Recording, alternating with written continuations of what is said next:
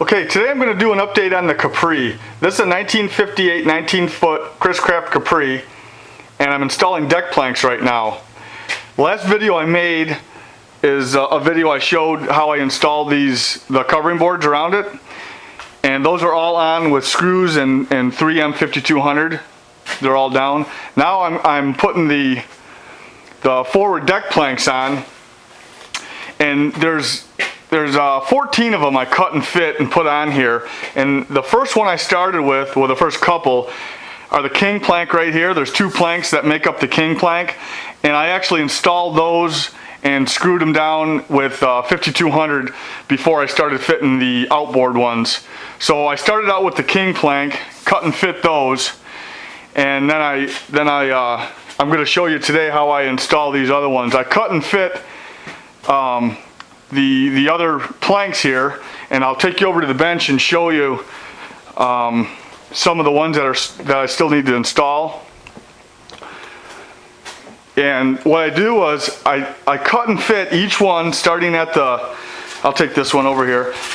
I cut and fit all these planks, starting with the ones right next to the king planks,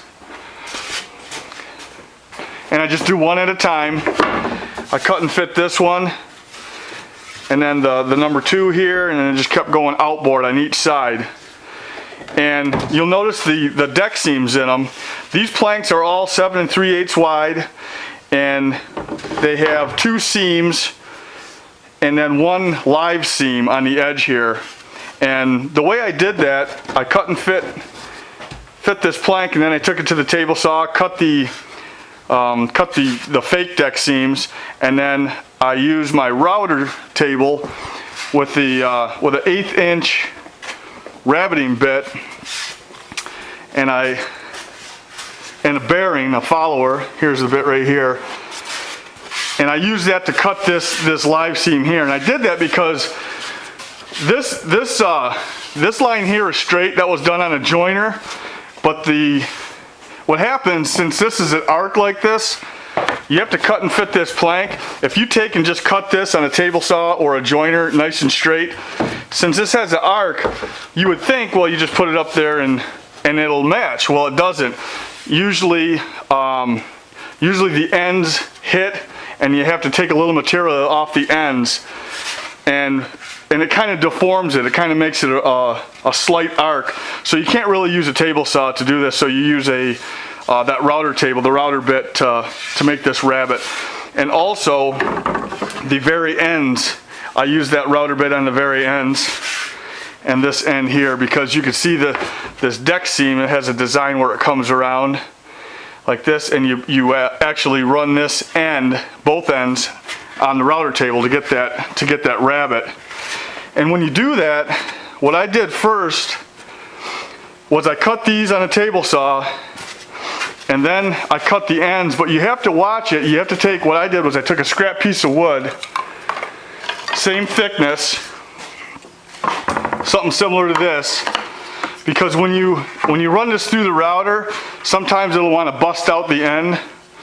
So you take a scrap piece of wood here and just run it like this. I just hold it there. I don't tape it or anything. I just hold it, and then then you don't have that end grain ripping out the end.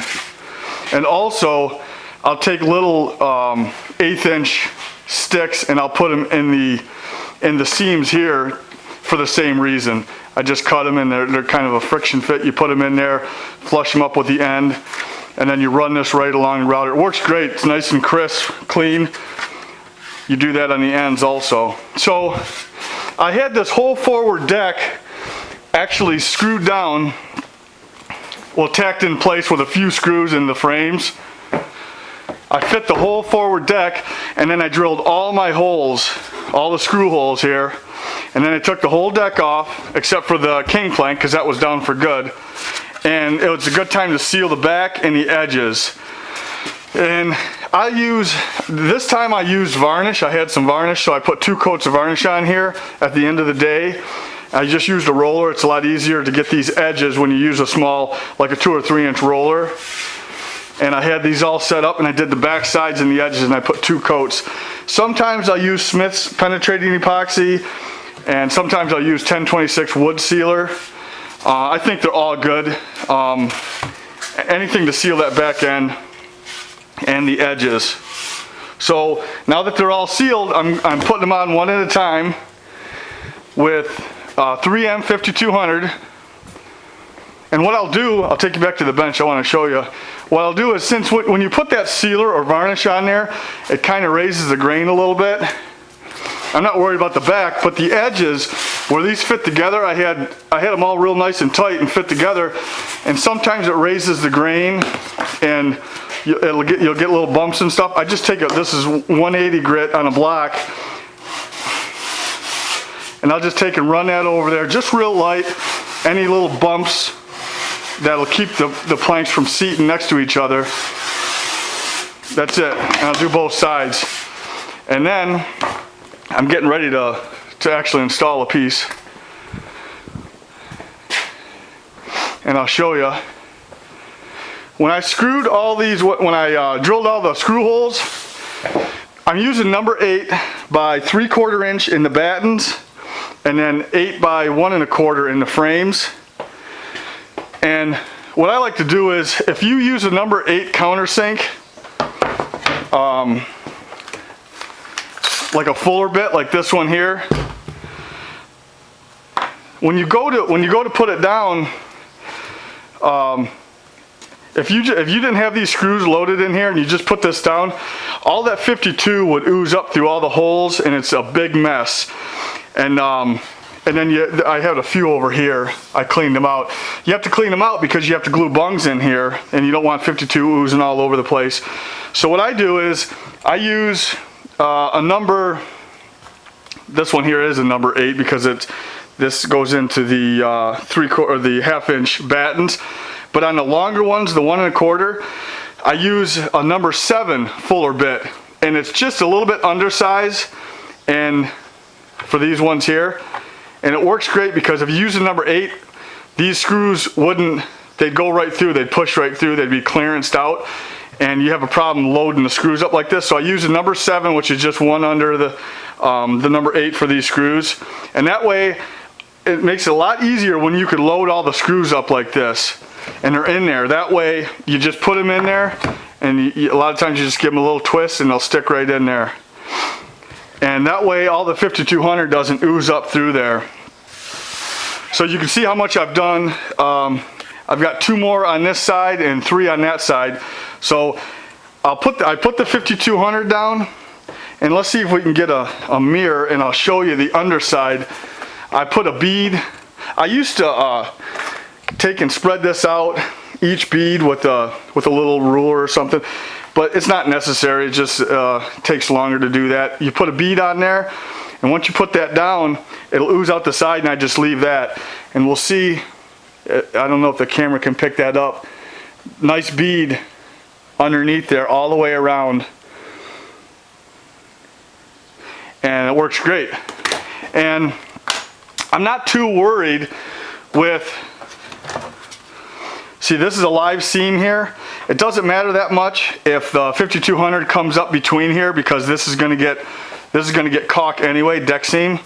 Like here's a live seam here, and a little bit came up through there, but it doesn't matter. You just wipe it out because those are all going to get seam compound. But like for instance, where these 2 planks come together on the king plank, this is all going to get bleached and blonde. So you don't want 5200 coming up through here. Same with these little pieces here.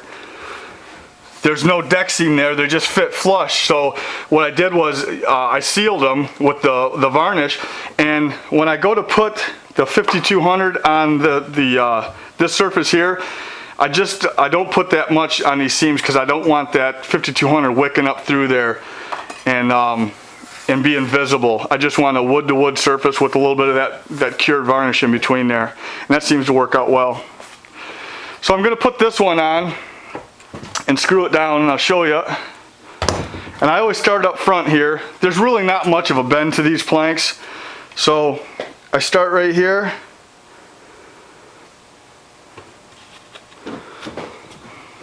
and I make sure that it's all the way forward and seated. And I've got this clutch on this set really weak, the weakest setting.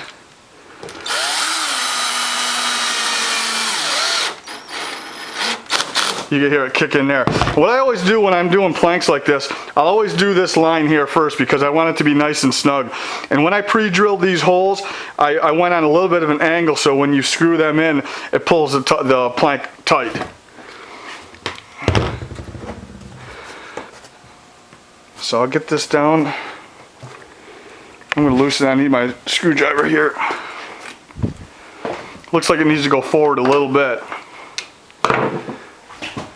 So I'm going to loosen that forward screw up. Just put a little even pressure. And I'll sink this screw.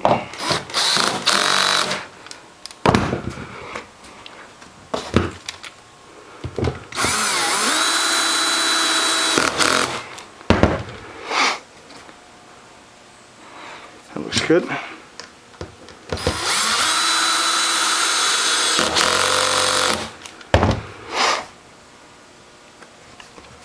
And I'll go ahead and hit these frame screws.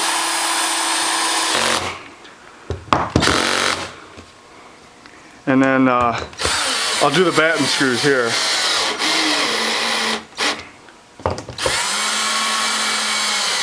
So just, what I'll do is I'll do this line here and then I'll just work my way out. And then any 52 that oozes out, just scrape it and then put the next piece. So I'll stop the camera right now. I'll get the rest of these pieces on and then the forward deck will be done. I'll start the camera back up and show you what it looks like done. One thing I wanted to show you is the Ellen Lucas finished the gold leaf on it yesterday. That's the name of it, Simpler Times. Gold leaf with the black outline and the black shadow. So that's the transom name, and she also did the numbers. You can see there, they came out really nice. There's 8 coats of varnish on this boat right now, but where she put the name, the transom name and the numbers, I sanded it down. I didn't have time to sand the entire boat, so I could do that. I'll probably do that tomorrow, sand the rest of the boat and put another coat of varnish over it. You want to put at least 2 or 3 coats of varnish over the gold leaf and the paint, but you don't want to do it too early. If you do it too early, Ellen was saying sometimes the varnish will eat into that the enamel, and you don't want that smearing. So she said give it a couple of days and then put the first coat of varnish over it, and then I'll probably put a couple more coats over that. And when I sand it, I'll be real careful sanding over the letters. I'll probably just use a scuff pad, a Scotch-Brite scuff pad, and do that. So that'll do it. I'll stop the camera and I'll start it back up when I get all these forward deck planks on. All right. Okay, the forward deck's all down on the boat now. There are 16 pieces total that make up this forward deck, 14 and then the 2 king planks. So they're all screwed down with number 8 by 3/4 and number 8 by 1 1/4 into the frames, silicon bronze screws. And I want to show you, get a shot of the underneath the deck, and you'll be able to see all the 5200 that oozed out all around the battens and the frames. So everything got sealed, and then everything was bedded in 5200, and that's down now. So one thing I forgot to mention earlier that I want to talk about is how I cut and fit these small planks and then these planks here. And I'll get down now and talk about that for a minute.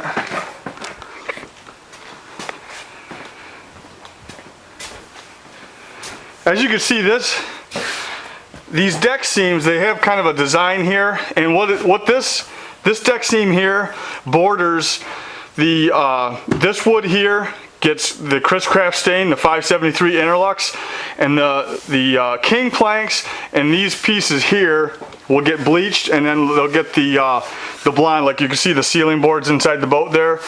They'll be blonde like that, and it'll be the same in the back. So the way I cut and fit these planks were, there's 4 main planks that have all the deck seams in them on either side of the king planks. What I did was I cut and fit all those, and I left them long, a couple inches long. I did these first, and then I did the small ones after that. So I left all these long, and instead of cutting, like as I started up here by the king plank, instead of cutting this detail in here as I went, and like for instance, when I cut and fit this plank, cut this to length, and then cut and fit this plank and cut it to length, instead of doing that, I left them all a little bit long, and then I made a template with this design here, this long reverse curve here. And I'll take you over to the bench and show you how I got that. I got them from the old planks. Here's the starboard forward deck here, and here are all the pieces, those little pieces. So first I wanted this curve to be the same on both sides, to be a mirror image of each other.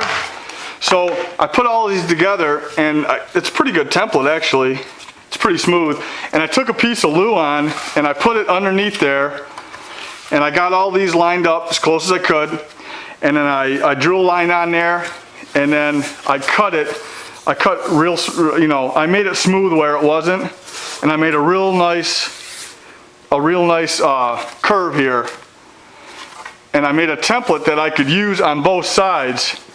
Like I said, I did this instead of cutting and fitting, cutting these to length as I fit each one. So once I had both sides, the 4 pieces on both sides of the king plank cut and fit, they were all a couple inches long. Then I just got a mark. You can see where the return is right here on this curve where it comes in to the king plank. I got a distance, fore and aft, the same place, and then I just made a little tick mark on my template here, and then made another mark that was equal distance on the other side. Let me try to line it up here. Somewhere right around there. And then I drew my line here when all the planks were just tacked down temporarily. I drew my line, and then I took the same template, did a mirror image, used those same 2 points, one by the king plank and one by the covering board, and I drew a line on that side. So that was before I had any of these small planks cut. So then what I did was I took the planks off, and I had a line on each one, and I just cut each one at a time, and then I took it to the router table and routed this rabbet, this 1/8 inch rabbet, and the very end of it. So then every one of those were cut and fit. They were off the boat, and then what I did was I tacked it in place, starting with this one here, and I used the end of this as a template to cut and fit this piece. So what I did was, I'll show you on the bench, it might be easier. What I did was, if you can picture all these planks off, just this one on, and this was already cut to length. What I did was, I took this plank here, it was 7 3/8 wide. I made sure it fit real nice along this line, and this was a little bit long also. And I left the screws at the last about foot of this piece here, and I just shoved that piece under there and drew that, made that mark. It was the easy way to do it, and then I just took it and cut it on the bandsaw and used a spindle sander and then fit that piece. So that's how I did each one, and I'll show you on the bench again how I did that. I just used the aft end of each one of these. If you could picture, this was the new plank. I took a new piece of wood, make sure it fit up against the king plank great, and I sat that on there, and then I just drew a pencil line on there. So it was an easy way to cut and fit these, and then I put it up there, and I might have to make a few minor adjustments, but it was an easy way to do it.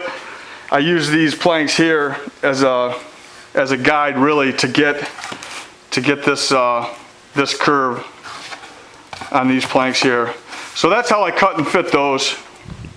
So the forward deck's on now, and now there's one more long piece that goes along here. I'll show you that piece. Now I'm going to do the aft deck. There's 2 pieces on either side of the engine hatch, and this piece here, this runs along from here to here. And there's another little piece in here. So that's what I'm going to work on next. I'll get this aft deck done, and I'll take you over and show you the other old pieces of the aft deck. Here's the port side. There's 2 pieces that make up the port, 2 pieces that make up the starboard side. There's 4 along the back deck here that get the blonde, and then there's 4 pieces on the engine hatch. So I took these pieces off yesterday from the end. Here's the hatch here, the framework. It's in good shape. There's no rot or anything. But I took and drilled out all the screw holes with an 1/8 inch bit and put in 1/8 inch hardwood dowel, glued them all in there, so those will all get cut. And then I'll put some sealer on that, on this surface here. And then I'll go ahead and start cutting and fitting all these planks. And what I did, I already laid out all the wood that I like to do. That I did that for the forward deck. I got all the pieces on the forward deck, and then here's my stock here, my 1/2 inch stock. I picked out all the pieces that matched kind of in color, and I kind of tried to go around knots here and there, and sapwood. I don't want to use any sapwood. And I took for this aft deck here, and I have all the pieces ready. They're all oversized, but they're all accounted for, and I have all the color, you know, matches pretty good. So I have all the wood to do it. Now I'll start cutting and fitting those. And the next video I make will probably be on these side pieces here, these side deck planks. There's a guy that was watching my video, and I guess he's doing a Capri like this, and he wanted to see a video on how I cut these deck seams. I haven't really thought about it too much, but I know I'm probably going to use the router table, because these are an arc. The forward deck deck seams were straight, and these are an arc. So I'll probably set up some kind of guide on the router table and router these in after I get them cut and fit. So that'll probably be my next video. So that'll do it for the video on how I cut and fit and install the forward deck planks. All right.